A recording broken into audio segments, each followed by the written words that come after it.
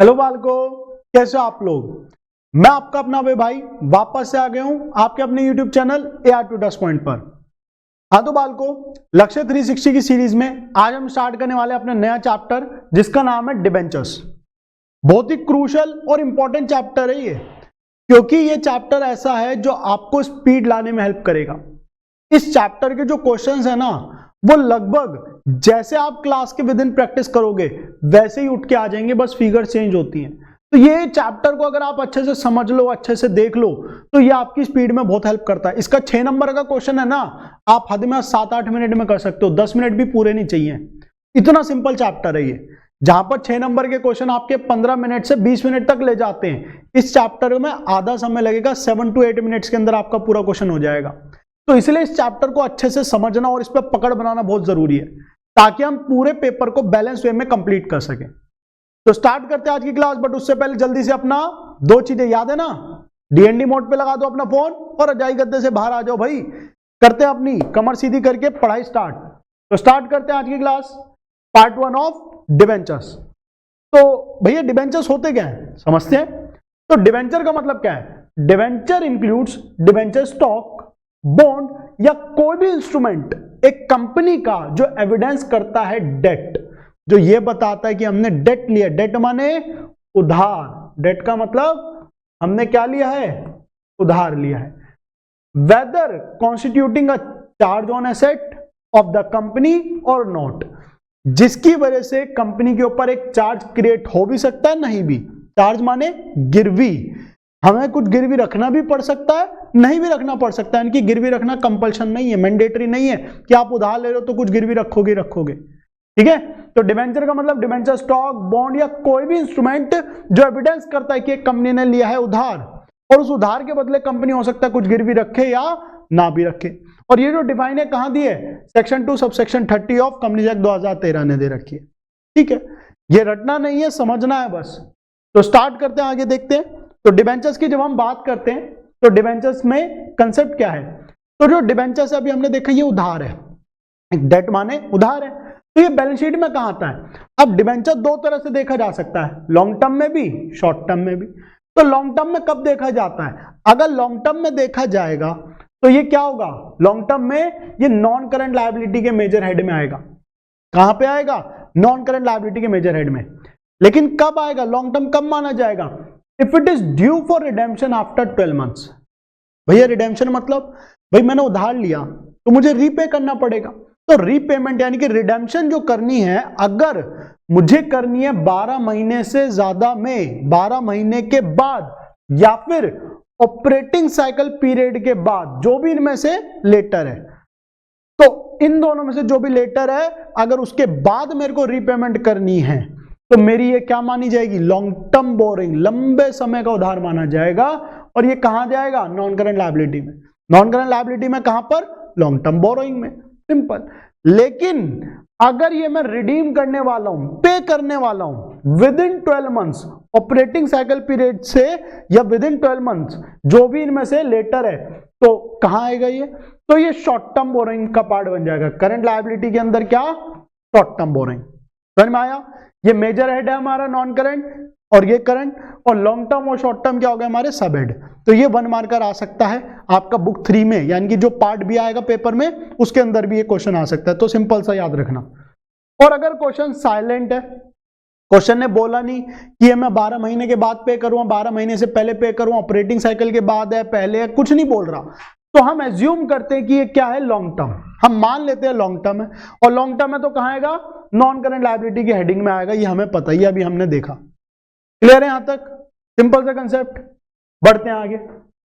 आगे हमारे कुछ कैरेक्टरिस्टिक्स हैं, कुछ फीचर्स है डिबेंचर्स के, वही बेसिक्स है। पहला, डिबेंचर एक रिटर्न डॉक्यूमेंट है, लिखा पढ़ी है, या सर्टिफिकेट कह सकते हो, जो एक्नॉलेज करता है कि मैंने उधार लिया है, जो मैंने क्या करा है, जो बता रहा है कि भैया फलानी कंपनी ने फलाने लोगों से या फलानी कंपनी से उधार लिया है, और इसी वजह से इसे बोरोइंग कहा जाता है कंपनी की। ये उधार है, सीधी सी चीज। इसका मोड और पीरियड ऑफ रीपेमेंट, कि कितना प्रिंसिपल और कितना इंटरेस्ट पे करूं, वो स्पेसिफाइड होता है, पहले से ही डिसाइडेड होगा कि मैं किस माध्यम से और कितने इंटरवल पे कब कब रीपेमेंट करूंगा। जिस दिन मैं उधार ले रहा हूं मुझे बताना है मैं 10 साल में चुकाऊंगा, 5 साल में या 20 साल में, पहले बताओ। और कैसे चुकाओगे, किस्तों में, मतलब हर महीने, हर क्वार्टर, हर हाफ ईयरली, कैसे, इंटरेस्ट कितना पे करोगे, प्रिंसिपल कितना, सब कुछ उसके अंदर लिखा होता है।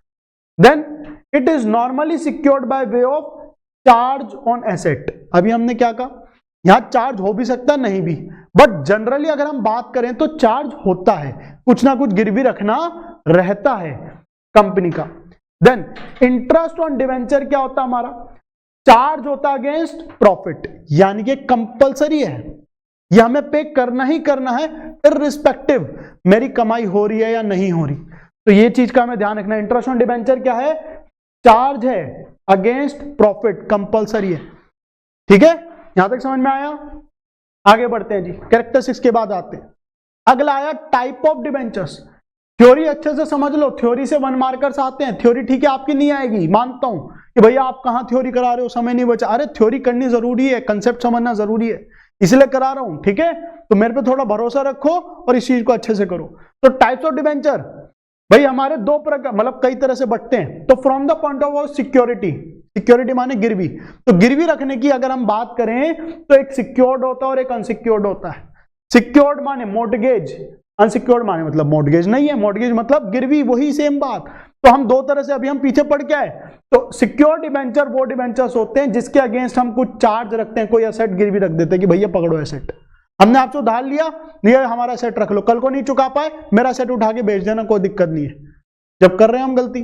ठीक है, अनसिक्योर्ड कि हमने कोई गिरवी नहीं रखा, are those which are not secured against asset, जहां पे कुछ गिरवी नहीं रखा। सिंपल सी थ्योरी। बढ़ते आगे, छोटी सी क्लास है, ध्यान से समझना, स्किप मत कर देना थ्योरी समझ के। सिक्योरिटी के पॉइंट ऑफ व्यू से, ये सिक्योरिटी नहीं है, ये रजिस्टर्ड है, रजिस्टर्ड के पॉइंट ऑफ व्यू से ध्यान देना। तो रजिस्टर्ड के पॉइंट ऑफ व्यू से क्या है, रजिस्टर्ड या बियरर, ध्यान से समझना क्या है, रजिस्टर्ड बियरर। भैया क्या मतलब, इसका मतलब यह है जो डिबेंचर है ना, डिबेंचर का सर्टिफिकेट होता है, उस सर्टिफिकेट पे अगर मेरा नाम लिख दिया, अर्पित लिख दिया, तो वो क्या हो गया, रजिस्टर्ड। और अगर मेरा नाम नहीं लिखा तो वो हो जाएगा बियरर। भैया नाम लिखने ना लिखने से क्या फर्क पड़ेगा, भैया जो रजिस्टर्ड डिबेंचर्स हैं वो डिबेंचर्स होते हैं in respect of which details including name, address, सब कुछ लिखा है, और ये अपना रजिस्टर्ड करा के कंपनी के पास होते हैं। यानी कि इस पे जो अमाउंट है वो किसे मिलेगी, अर्पित यानी कि मुझे। इस पे जो इंटरेस्ट है किसे मिलेगा, अर्पित यानी कि मुझे। क्या मैं इसको सिंपली किसी को पकड़ा के मरली देकर काम चल जाएगा, ट्रांसफर हो जाएगा ना, मुझे प्रॉपर्ली कंपनी में जाना पड़ेगा, तब जाके मैं किसी और के नाम पे बेच सकता हूं, उससे पहले नहीं। लेकिन बियरर में क्या, बियरर डिबेंचर्स के अंदर क्या है, which can be transferred by way of delivery, कि मैंने उठाया और पकड़ा दिया कि भैया मुझे नहीं चाहिए अब ये डिबेंचर, मैं बेचना चाहता हूं, तो मेरे को कंपनी पे नहीं जाना, मैं डिबेंचर उठाऊंगा और जिस पर्सन को बेचना चाहता हूं बेच दूंगा। क्या उसे उसका नाम लिखना जरूरी है, नहीं। तो भैया फिर इंटरेस्ट किसे मिलेगा, प्रिंसिपल किसे मिलेगा, जिसके पास वो सर्टिफिकेट है वो जाएगा कंपनी के पास और लेके आ जाएगा। यहां पे क्या है, जिसका नाम लिखा है केवल उसे मिलेगा। यहां पे क्या है, जिसके पास डिबेंचर है उसे मिलेगा। तो बियरर और रजिस्टर्ड, आई होप समझ में आया। तो यहां डिलीवरी करी, काम खत्म। इसके अंदर कोई रिकॉर्ड वगैरह मेंटेन नहीं करती कंपनी, कंपनी बस ये देखती है डिबेंचर के अगेंस्ट मुझे पेमेंट करनी है, खत्म, सिंपल था। अगली टाइप पे आते हैं, अगली, अब मैं सिक्योरिटी लिख दिया गलती से, कन्वर्टेबिलिटी आएगा ये, ठीक है, कन्वर्टेबिलिटी।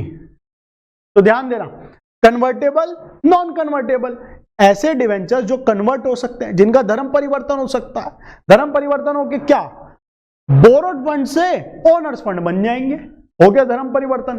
तो कन्वर्टेबल डिवेंचर्स क्या है, debentures which are convertible into equity shares, ऐसे डिवेंचर्स जो इक्विटी में कन्वर्ट हो सकते हैं या और दूसरी क्लास में भी कन्वर्ट हो सकते हैं, उन्हें कन्वर्टेबल कहते हैं। नॉन कन्वर्टेबल, जो कन्वर्ट नहीं हो सकते, which can not be converted into shares या किसी और क्लास में, उन्हें हम नॉन कन्वर्टेबल कहते हैं। सिंपल सी चीज है। लास्ट केस पे आते हैं हमारा, जो कि क्या है, रिडेम्पशन के बेसिस पर, इसके रिडेम्पशन। तो ऐसे डिवेंचर जिनको हमें कुछ सालों के बाद रीपेमेंट करनी है, रिडीमेबल, और जिनको नहीं करनी है, irredeemable. Those debentures that will be repaid by the company at the end of a specified period या by installment during the lifetime of company, उसको redeemable कहते हैं। Irredeemable क्या हो गए, जो रीपे नहीं होते, not repayable during the life time of the company, these debentures are repayable only at the time of winding up, कि जब हमारी कंपनी बंद होगी तब, और the expiry of an long period, की बहुत ही लंबी एक्सपायरी है तो हम उसे इररिडीमेबल कहते हैं। ये हमारा सिंपल सा थ्योरी का कंसेप्ट था। आई होप यहां तक कोई डाउट दिक्कत नहीं है। अब डिबेंचर और शेयर्स का एक बेसिक सा डिफरेंस है, उसे देखते हैं। ध्यान से समझना, ये सब 1 मार्कर्स के लिए बहुत इंपॉर्टेंट है। किस्मत अच्छी रही तो थ्योरी का थोड़ा सा पार्ट भी पूछ सकते हैं आपसे, ठीक है। तो डिबेंचर्स की बात करें तो डिबेंचर क्या है, बोरोइंग है, उधार है ऑफ द कंपनी। तो डिबेंचर होल्डर क्या हो गए, जो उधार दे रहे हैं, लेंडर, कि हमने उधार दिया। शेयर क्या है, share is a capital of the company, तो शेयर होल्डर क्या होते हैं, ओनर। ये बोरोड है, ये बोरोड फंड है, ये ओनर्स फंड है, 11th क्लास में पढ़ के आए हम। डिबेंचर के बदले हमें क्या देना होता है, ब्याज, इंटरेस्ट। शेयर्स के बदले हम क्या देते हैं, डिविडेंड। रीपेमेंट की बात करें, डिबेंचर्स की अगर हम बात करें, जनरली एक स्पेसिफाइड पीरियड के लिए इश्यू होते हैं, तो इनकी रीपेमेंट होती है ऑन ड्यू डेट, कि जब भी हमारी बकाया होगी, एक डेट डिसाइड होगी, उस डेट पे रीपेमेंट हो जाएगी। और शेयर कौन है, मालिक। मालिक का पैसा कभी वापस होता है, कभी नहीं होता, तो वही लिखा, normally the amount of share is not repaid during life time of the company. लेकिन शेयर्स के अंदर प्रेफरेंस शेयर भी आते हैं जिनकी लिमिटेड लाइफ होती है और वो रिडीम हो जाते हैं ड्यू डेट पर। तो यहां पे हमें ध्यान रखना है, शेयर्स के अंदर इक्विटी शेयर्स ऐसे जिनकी लाइफ टाइम तक पैसा है, प्रेफरेंस शेयर का पैसा हम क्या कर देते हैं, रिडीम कर देते हैं, ठीक है। तो ये याद रखना। आगे देखो, आगे देखो, आगे आया इशू एट डिस्काउंट। तो डिबेंचर्स जो है ना, हमारे डिस्काउंट पे भी इशू हो सकते हैं। Debentures can be issued at discount, लेकिन शेयर्स को हम डिस्काउंट पे इशू नहीं कर सकते, एक्सेप्ट जब वो इशू किए जा सकते हैं एट स्वेट इक्विटी। जब हम स्वेट इक्विटी की तरह इशू करेंगे तब वो डिस्काउंट पे इशू होते हैं, अदरवाइज वो इशू कभी नहीं होते डिस्काउंट पे। लेकिन डिबेंचर डिस्काउंट पे इशू हो सकते हैं। सिक्योरिटी की बात करें तो मे और मे नॉट भी सिक्योर्ड हो भी सकते हैं, नहीं भी। शेयर्स कभी भी सिक्योर्ड नहीं होते। वोटिंग राइट की बात करें, डिबेंचर होल्डर्स के पास कोई भी वोटिंग राइट नहीं होता। डिबेंचर्स को कोई वोटिंग राइट नहीं मिलता, मालिक थोड़ी जो वोटिंग राइट मिलेगा। लेकिन शेयर्स क्या है, शेयर्स यानी कि इक्विटी को वोटिंग राइट मिलता है, ये अटेंड करते हैं, वोट करते हैं जनरल मीटिंग्स के। That's it, simple. ये सारी थ्योरी है जो आपको अच्छे से देखनी है, समझनी है। तो आई होप यहां तक का आपको अच्छे से समझ आया। अब जो हमारे बचे हुए टॉपिक्स हैं, हमारा ये जो पूरा चैप्टर है ना, प्रैक्टिकली अगर मैं बात करूं 6 पार्ट्स में बटा हुआ है, सिर्फ 6 पार्ट। इन 6 पार्ट्स की पकड़ बना लो, एकदम अच्छे से पक्का कर लो, और तुम्हारे 8 से 10 नंबर कहीं नहीं गए। वो 8-10 नंबर लाने के लिए तुम्हें पता मेहनत कितनी करनी है, 15-20 मिनट लगाने पूरे पेपर में। 15-20 मिनट में तुम्हारा 10% पेपर कंप्लीट हो जाएगा, ये याद रखो। तो कितने कम समय में तुम अपना पेपर कंप्लीट कर पाओगे, ये चीज का आपको अच्छे ध्यान रखना है। टॉपिक्स कौन से, issue of debentures for cash, simple सा प्यारा सा फट्टू टॉपिक है, एकदम फट्टू। उससे भी फट्टू टॉपिक जो मुझे लगता है वो है consideration other than cash. Colorectal security, ये रटने वाला टॉपिक है, इसमें पूरा फॉर्मेट है, कंसेप्ट भी समझेंगे हम, कंसेप्ट समझना हमारा काम है, लेकिन इसे मेनली रटना है, फॉर्मेट, प्रेजेंटेशन, कहां क्या कैसे होगा। विद इन फ्यू मिनट्स आप क्वेश्चन करके दे दोगे कि भैया ये रहा हमारा आंसर, खत्म जी। Accounting treatment of interest on debentures, again बहुत प्यारा सा छोटा सा टॉपिक। एंड देन ये 2 टॉपिक आते हैं जिसमें थोड़ा सा हमारा चीजें अच्छी बनती है, जिसमें हमारा क्वेश्चन थोड़ा सा ट्रिकी बन सकता है, तो इन्हें हम और अच्छे से करेंगे। तो ये हमारा पूरा चैप्टर रहेगा 600 में बटा हुआ है। इन्हीं 600 को हमें एक एक करके सीखना है, समझना है। तो मिलते हैं आप सभी से नेक्स्ट क्लास में, तब तक ये सब चीजों को अच्छे से रिवाइज करना। और थ्योरेटिकल क्लास थी तो इसको कैजुअली मत लेना, अच्छे से समझना है, पढ़ना है, 1 मार्कर के लिए इंपॉर्टेंट है, ठीक है। तो अगर कोई डाउट, दिक्कत, परेशानी है तो कमेंट सेक्शन कर दीजिएगा, और नहीं है तो बहुत ही बढ़िया। तो मिलते हैं आप सभी से नेक्स्ट क्लास में, तब तक के लिए बाय बाय, जय हिंद।